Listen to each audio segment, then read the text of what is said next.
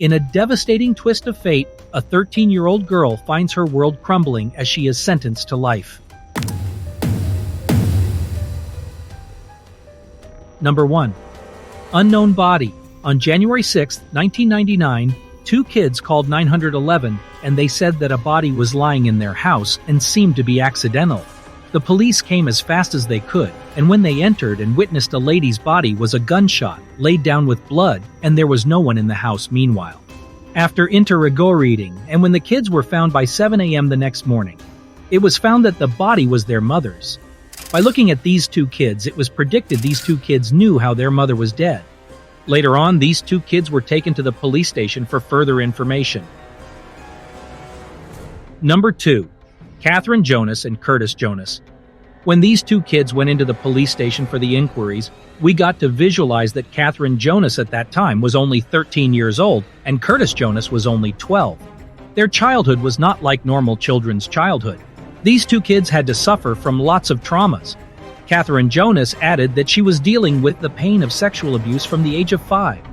Yes, guys, you have heard it right. You will be more terrified to know that the male relatives, including her father, used to be sexually abused continuously with Curtis Jonas since she was in kindergarten. She wasn't alone. Her brother Curtis Jonas was facing the same problem. In a very unstable family environment, these two siblings knew that they had each other. They both teamed up like never before, and they swore that they would get a way out of these evil monsters. It was shown that from beforehand, their father had a problem with pedophilia and many other crimes. The most shocking part is that their father left them home forever with his 14-year-old daughter. How pathetic. Her stepmother was using her for money by having sex with many male. Furthermore, by getting fed up, these two siblings decided to kill her stepmother and make a good life like normal children. Out of frustration, these two siblings decided on the most horrifying scene. Catherine and Curtis had explained the way they murdered their stepmother. Curtis shot her in her chest. Curtis fired the gun several times until her stepmother kept moving. Yes, they did it, and I am having goosebumps. Additionally, they both were covered with fear and Curtis was left numb. Catherine added that she was calm and convinced her brother nothing is wrong and that she will take all the blame on her head. The reality of what they have were just kicking in. Number 3. Aftermath. When Catherine and Curtis were in jail and interviewing the defense teams were trying to paint these two's fearful childhoods. The police allocated lots of evidence that Catherine and Curtis were not lying and stating the truth. In these two siblings, body marks of bruised and apathetic were found. However, this evidence does not do them any good. The whole prosecution showed them as jealous little monsters. Later on, Curtis was offered a 22-year-old jail and Catherine was for 18 years. Number 5. Realization. As the judge announced the life sentence, Catherine's world seemed to collapse around her. She could feel the blood drain from her face and her body went numb. The words echoed in her mind, each syllable carrying an unbearable weight. 18 years. 18 years of her life were lost to the confines of a prison cell. Curtis Jonas sat in the courtroom, her heart pounding in her chest as the judge delivered the verdict.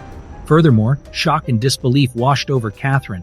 She had never imagined that her actions would lead to such a severe punishment.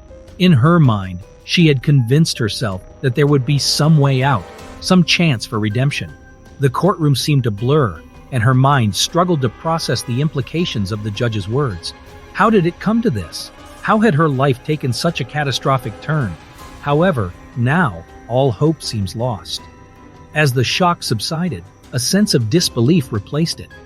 Catherine had convinced herself that there was a chance, a glimmer of hope, that the judge would show some leniency.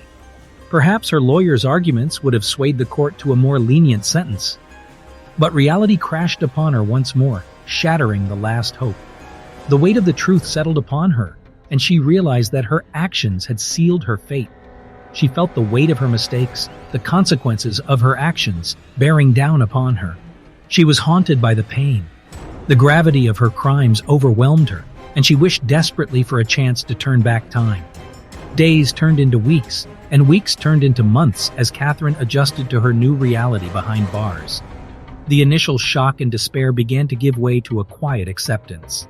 Thank you for joining me on this emotional journey as we witness the raw and intense reaction of the stories. Now, be a subscriber, and if you have liked our video, comment below. Keep watching.